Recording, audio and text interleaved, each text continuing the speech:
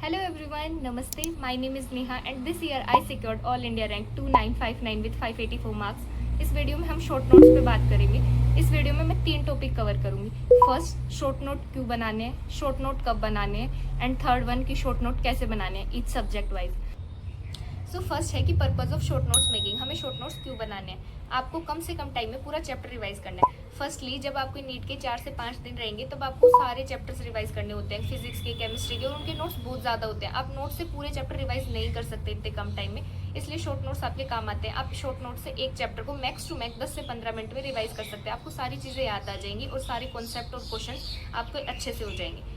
Second है कि आप कोई चैप्टर है 2 से 3 बार ऑलरेडी मॉक टेस्ट में आ गया है और उसके बाद मॉक टेस्ट में आता है, आपके पास इनफ टाइम नहीं है कि आप पूरा चैप्टर नोट से रिवाइज करें, तो आप मॉक टेस्ट शॉर्ट नोट से रिवाइज करके उस मॉक टेस्ट को दे सकते हैं। आपके मॉक टेस्ट में भी अच्छा स्कोर आएगा और आपको पूरा चैप्टर रिकॉल हो जाएगा और अच्छे से याद आ जाएगा। थर्ड है कि जब आप मिक्स नंबर ऑफ क्वेश्चन करते हैं, जैसे फिजिक्स के आपने सभी चैप्टर के मिक्स क्वेश्चन करना स्टार्ट किया अपनी प्रैक्टिस के लिए, लेकिन आपको कोई क्वेश्चन नहीं आ रहा है, तो आप वहाँ से जाके शॉर्ट नोट से उसे देख लीजिए, आपको जल्दी से कॉन्सेप्ट समझ में आ जाएगा और आप वो क्वेश्चन कर सकते हैं। सेकंड है कि आपको शॉर्ट नोट्स कब बनाने हैं, तो फर्स्टली आप उस पूरे चैप्टर को कंप्लीट हो जाने दीजिए, उसके क्वेश्चन प्रैक्टिस कर लीजिए, उसके PYQs कर लीजिए। अगर आप ड्रॉपर हैं तो अब आप शॉर्ट नोट्स बना सकते हैं, लेकिन आप फ्रेशर हैं, 11th-12th में है, आपने पहली बार वो चैप्टर पढ़ा है, तो आप जाके एक मॉक टेस्ट जरूर दीजिए उस टॉपिक का। जो भी कोचिंग में या जो भी टेस्ट सीरीज में आप एनरोल हैं उसमें एक मॉक टेस्ट दें, जिससे आपको पता रहे कि कौन कौन सी चीज़ें इंपॉर्टेंट है, कौन कौन सी चीज़ें आप भूलते हो, जिससे आप उसमें ऐड कर सको।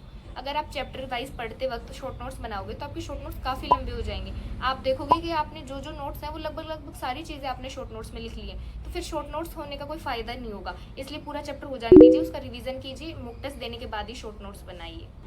थर्ड है कि शॉर्ट नोट्स कैसे बनाने, तो आप A4 साइज का पेपर ले लीजिए वाइट, और उसमें बीच में पार्टीशन कर लीजिए। अगर आप बहुत छोटा लिखते हैं तो 3 पार्टीशन भी कर सकते हैं। 2 से 3 कलर्ड पेन ले लीजिए और उसके शॉर्ट नोट्स लिखाइए। शॉर्ट नोट्स में क्या लिखना होता है, सारे इंपॉर्टेंट कॉन्सेप्ट, सारे इंपॉर्टेंट फॉर्मूलाज लिखने होते हैं। उसमें टिप्स एंड ट्रिक्स जो भी टीचर आपने बताई है, PYQs में जो भी क्वेश्चन आपको हार्ड लगा हो, एक बार में नहीं हुआ और देखा हो कि ये कॉन्सेप्ट मैं भूल जाऊंगा बार बार, तो वो लिखना है। फिफ्थ, मॉक टेस्ट में कोई हार्ड क्वेश्चन हो वो, और बाद में एडिशनल मॉक टेस्ट में बाद में जो चीज़ें आए उनको स्टिकी नोट से आप वहाँ स्टिक कर सकते हैं, जिससे पूरा चैप्टर में आपको जो जो चीज़ें आप भूलते हैं, जो जो आपको हार्ड लगते हैं, वो सारी चीज़ें एक जगह हो, जिससे आप लास्ट में रिवाइज करें तो आपको पूरा चैप्टर रिवाइज हो जाए।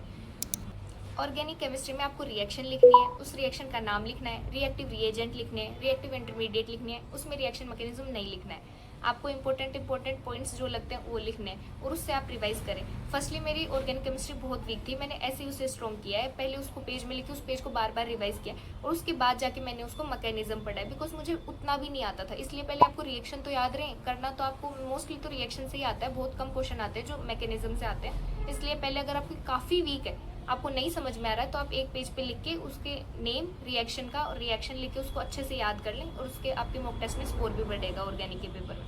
इनऑर्गेनिक केमिस्ट्री और बायो के शॉर्ट नोट्स कैसे बनाए, तो मैंने तो इनके शॉर्ट नोट्स नहीं बनाए थे, तो मैं यही सजेस्ट करूंगी कि आप बायो के NCERT में जो नोट्स में और या फिर आपके मॉड्यूल में जो भी चीज़ें आपने एक्स्ट्रा पढ़ी उनके साइड में आप लिख लो, जिससे आप बार बार NCERT रिवाइज करो, उसके बगल में जो एक्स्ट्रा चीज़ें हैं वो याद हो।